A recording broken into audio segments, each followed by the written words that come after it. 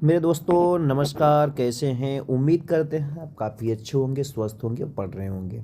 तो आज ये पॉलिटिक्स का 5वां या 6वां लेक्चर है। आप वीडियो के डेडिकेटेड लिस्ट में प्लेलिस्ट बना दी गई है, आप ज़रूर उसको देखिए। उम्मीद करते हैं कि सारी चीज़ें आपको भली भांति से आप और प्रॉपर नोट्स के तरीके से पढ़ते जाते होंगे और आप स्क्रीनशॉट लेते जाएंगे, ठीक है। तो ये संघ है। संघ मतलब हम सेंट्रल की बात करेंगे, ठीक है। और ये भाग नंबर 5 है, पॉलिटिक्स में ये भाग नंबर 5 है, ठीक है। क्या है ये? भाग नंबर 5 है। अनुच्छेद 52 से लेकर के 151 आता है, किस में आता है? भाग 5 में। संघ कार्यपालिका कार्यपालिका के बारे में चर्चा की है, 52 से 78 के बीच में है। 79 से और 122 तक संसद है। राष्ट्रपति की विधि विधायी का शक्ति, क्या उनकी पावर होती हैं, 123 आर्टिकल में है। केंद्र न्यायपालिका 124 से 147 से। नियंत्रक एवं महालेखा परीक्षक 148 से 148 टू 151 है। क्या है? 148 से 151 है। आगे बढ़ते हैं। शासन, और हमारे देश में ये जो शासन का निमेश चलता है ये विधायिका के पास होता है। कानून का निर्माण जो करता है, कानून को लागू करना कार्यपालिका का काम है। न्यायपालिका कानून के आधार पर आपको न्याय देना है। कोई मामला होता है तो कोई बात होती है, कोई किसी केस में फंस गया तो न्यायपालिका का काम है वो आपको न्याय देना है। कार्यपालिका होता है जो कानून को लागू करना। कानून का निर्माण कौन करता है? विधायिका करता है, ठीक है। आगे हम बढ़ते हैं।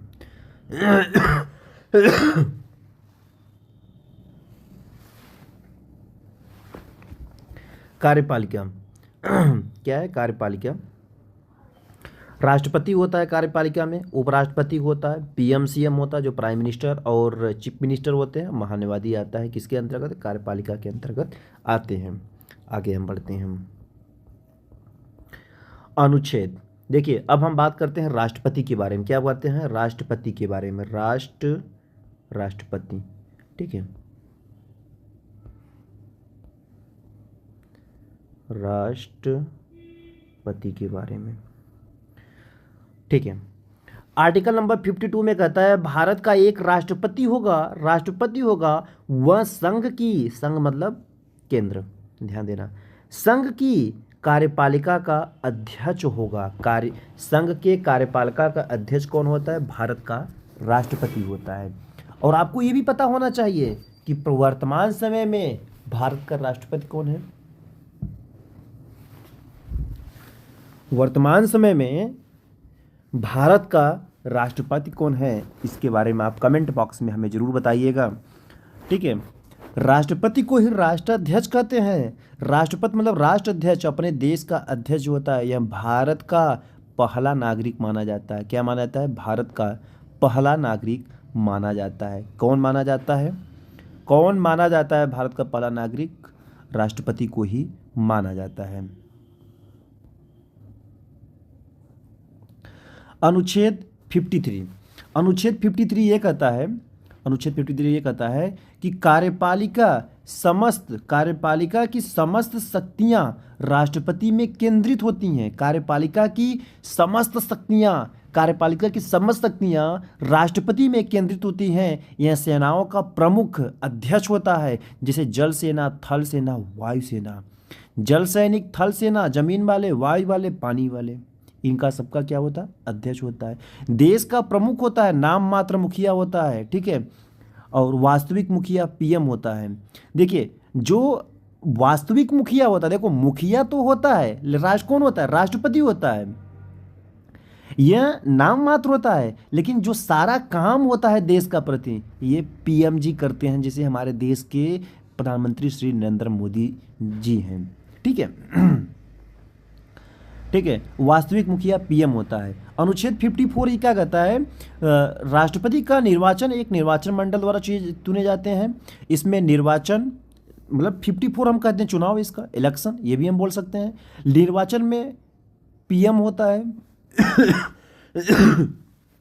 नहीं सॉरी, एमपी होता है और एमएलए होता है, जिसको विधायक बोलते हैं, ठीक है। और लोकसभा के सदस्य राज्यसभा के सदस्य होते हैं, निर्वाचित एवं मनोनीत के द्वारा होते हैं। मनोनीत सदस्य भाग नहीं लेते हैं, ठीक है। भाग नहीं लेते हैं। दिल्ली पुदुचेरी के निर्वाचित सदस्य एमएलए 17वें संशोधन में 1992 को जोड़ा गया था। आर्टिकल नंबर 55 क्या कहता है? आर्टिकल नंबर 55 ये कहता है कि राष्ट्रपति के निर्वाचन की पद्धति अप्रत्यक्ष निर्वाचन, अनुपातिक प्रतिनिधित्व, एकल संक्रमणी पद द्वारा और गुप्त रीत के द्वारा इनकी राष्ट्रपति का वो किया जाता है। और इसमें कुछ सीधे लोग चुना जाता है, कुछ लोग चुने गए प्रतिनिधित्व द्वारा ये चुनाव कर लेते हैं। 50 प्रस्तावक होते हैं और 50 अनुमोदक होते हैं। इसमें कोटा कुल वोट डिवाइड बाई उम्मीदवारों की संख्या +1 जमानत राशि 15,000 रुपये। 15 राष्ट्रपति चुनाव के लिए 15,000 रुपये आपको गिरवी में रखा जाता है। अगर हार गए तो पैसा चला गया, जीत गए तो पैसा आपका हो गया। ठीक है। विधायक वोट मूल्य राज्य की संपूर्ण जनसंख्या और बटे एमएलए की संख्या इंटू 1000, ये आपको फार्मूला याद होना चाहिए। संसद वोट एमएलए के कुल वोट निर्वाचित एमपीएस की कुल संख्या। ठीक है। राष्ट्रपति 56 ये कहता है कि इनकी एज क्या होनी चाहिए जो आप राष्ट्रपति चुनाव लड़ सकते हो। चलो ठीक है भैया, कितने साल के लिए इनका होता है कार्यप्रहरण। ठीक है। देखिए, राष्ट्रपति का कार्यकाल 5 साल के लिए होता है। राष्ट्रपति का कार्यकाल ये 5 साल के होता है। राष्ट्रपति जब त्यागपत्र कभी देगा कि भैया चलो ठीक है, हम नौकरी तुम्हारी नहीं करेंगे, ठीक है, हम नहीं कर पाएंगे, राष्ट्रपति हमारी अवस्था खराब है, तो अपना त्यागपत्र किसको दोगे? उपराष्ट्रपति को दोगे। किसको दोगे? उपराष्ट्रपति दोगे। महाभियोग की प्रक्रिया द्वारा पद से हटाया जा सकता है। राष्ट्रपति को अगर महाभियोग के द्वारा भी हटाया जा सकता है। जब तक उसका उत्तराधिकारी कार्यभार ग्रहण नहीं कर लेता तब तक वह अपने 5 वर्ष के कार्यकाल के बाद भी वह बना रहेगा। मतलब अगर राष्ट्रपति ने अपना उपराष्ट्रपति को अपना जिम्मेदारी सौंप दिया, अगर वो नहीं ले रहा है तो उनको तब तक अपने पद से रहना पड़ेगा जब तक उपराष्ट्रपति ने इस चीज़ को स्वीकार न कर लें कि हम तुम्हारा पद ले रहे हैं या जो भी है। ठीक है। चलो हम आगे देखते हैं। अनुच्छेद 57 ये कहता है कि राष्ट्रपति का पुनर्निर्वाचन जितनी बार चाहे उतनी बार चुनाव लड़ सकता है। अनुच्छेद क्या कहता है? 57। सर्वाधिक कार्य में डॉक्टर राजेंद्र प्रसाद जी थे। सर्वाधिक बात करें, सर्वाधिक राष्ट्रपति राजेंद्र प्रसाद जी थे। ठीक है। अब एक चीज़ ध्यान देना, यूएसए में मैक्सिमम 2 बार चुनाव लड़ सकते हैं, मैक्सिमम 2 बार। ठीक है। देशीकरण के नागरिकता होने पर ये चीज़ होता है। ठीक है। चलो ठीक है, आपको पता होना चाहिए कि यूएसए में मैक्सिमम 2 बार आप चुनाव लड़ सकते हैं। ठीक है। 58 क्या कहता है कि राष्ट्रपति की योग्यता क्या होनी चाहिए? योग्यता भारत का नागरिक हो, 35 साल के कम से कम होना चाहिए, 35 साल से कम न हो, लोकसभा का सदस्य चुने जाने की योग्यता रखता हो, वह संघ राज्य के अधीन में कोई लाभ पद पर धारण न करता हो, संविधान में परिभाषित नहीं है, वह प्रेजेंट टाइम में किसी भी पद पर या पोस्ट पर न हो और लोकसभा के सदस्य चुने जाने की योग्यता रखता हो, 35 साल की उम्र पूरा कर सकता हो और भारत का नागरिक हो। अनुच्छेद 58 ये कहता है कि भारत की योग्यता क्या चीज़ें हैं। ठीक है। 59 कहता है कि इनकी शर्तें क्या होनी चाहिए? संघ राज्य के अधीन किसी भी सदन का सदस्य न हो, उनके कार्यकाल के दौरान प्रलियों के भत्ता कम नहीं दिया जाएगा, किसी अन्य लाभ के पद पर नहीं होना चाहिए, वह किराया भुगतान के लिए अपने आधिकारिक निवास उपराष्ट्रपति भवन के लिए भी हकदार है, वह ऐसी प्रदिया भत्ते विशेषदार जो विशेष संसद द्वारा किए गए हकदार है। चलो आर्टिकल नंबर 60 क्या कहता है? शपथ सुप्रीम कोर्ट के मुख्य न्यायाधीश, ठीक है, मुख्य चीफ जस्टिस के अनुपस्थिति में वरिष्ठ, मतलब चीफ जस्टिस जो है, मुख्य चीफ जस्टिस हो जो मुख्य न्यायाधीश होता है, वो राष्ट्रपति को शपथ दिलाता है, भैया शपथ ले लो, आप राष्ट्रपति जी बन गए, देश के प्रति ईमानदारी से काम करिए। कौन दिया यार? अगर वो नहीं है तो उनके वरिष्ठ जो न्यायाधीश होते हैं वो भी शपथ दिला सकते हैं। कार्यकाल का ईमानदारी से निष्पादन करना, संविधान एवं कानून की रक्षा एवं बचाव करना एवं संरक्षित करना, भारत के लोगों की सेवा एवं भलाई के लिए खुद को समर्पित करना, भारत की सेवा करने के लिए खुद को समर्पित हो जाना राष्ट्रपति का काम है।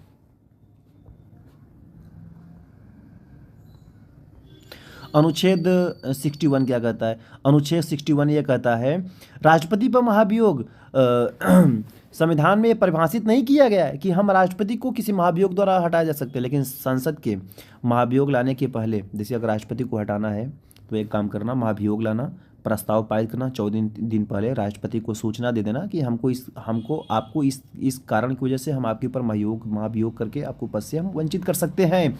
लोकसभा राज्यसभा के किसी सदन में प्रस्ताव लाया जा सकता है। संसद के कुल सदस्यों की 1/4 के हस्ताक्षर होना चाहिए। किनको अगर हटाना है 1/4, ठीक है, 1/4 मतलब 4/1, 40 पर कितना, 40 पर कितना आप बताओ, 4/1 प्रति 4/1 तो 40 पर कितना हो जाएगा ये बताओ, 40 पर 10 होना चाहिए, ठीक है। तो विशिष्ट बहुमत के कुल सदस्य 2/3 के हस्ताक्षर भी करवाना चाहिए, ठीक है। दूसरे सदन में विशिष्ट बहुमत के पास होना चाहिए। इसके पश्चात की उसी तिथि को राष्ट्रपति को अपने पद से हटना होगा। एमएलए राष्ट्रपति के चुनाव में हिस्सा लेते हैं लेकिन महाभियोग में हिस्सा नहीं लेते हैं। मनोनीत एमपीएस चुनाव में भाग नहीं लेते हैं किंतु महाभियोग में भाग लेते हैं। क्या आप जानते हैं महाभियोग अर्ध न्यायिक है। संसद की किसी भी सदन के नामांकित सदस्य राष्ट्रपति के महाभियोग में भाग ले सकते हैं, हालांकि उनके चुनाव में भाग नहीं ले सकते हैं। मतलब देखना चाहिए, संसद की किसी भी सदन के नामांकित सदस्य राष्ट्रपति के महाभियोग में भाग ले सकते हैं। उनको हटाने के लिए पूरी कोशिश करेंगे, भाई आप हट जाओ अपने पद से, लेकिन उनके चुनाव में भाग नहीं ले सकते। राज्यों एवं केंद्र शासित प्रदेश दिल्ली और पुदुचेरी की विधानसभाओं के निर्वाचित सदस्य राष्ट्रपति के महाभियोग में भाग नहीं लेते हैं, लेकिन हालांकि उनके चुनाव में भाग लेते हैं। वाह, देखिए राज्यों केंद्र शासित प्रदेशों के, ठीक है। राष्ट्रपति 62 क्या कहता है, राष्ट्रपति का कार्यकाल पूर्ण होने से पहले अगले राष्ट्रपति का चुनाव होता है 5 वर्ष के समाप्त होने पर, ठीक है। या राष्ट्रपति को हट सकता है अपने पद से, जैसे उनका मृत्यु हो गया, ड्यूटी के दौरान त्याग पत्र दे दिया, ठीक है, महाभियोग दे दिया, ठीक है।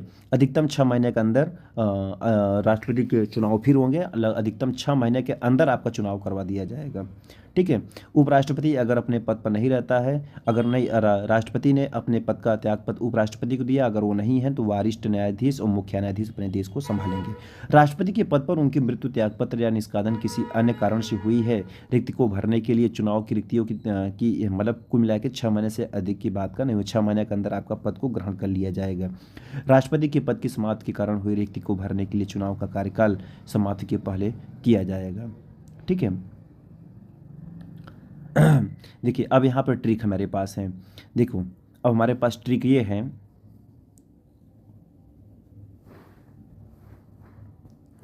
देखिए ट्रिक हमारे पास ये है, क्या लिखा है, पद मतलब 52, का मतलब कार्यपालिका, नि मतलब निर्वाचन 54, ठीक है, 54 निर्वाचन कार्यपालिका, और ये को मतलब कोटा, कार्यकाल कितने साल का 56, ठीक है, कार्यकाल 56, और दोबारा 56। देखो इसे याद कैसे करोगे, पकानी कोका दुयु दसम, पकायु, ट्रिक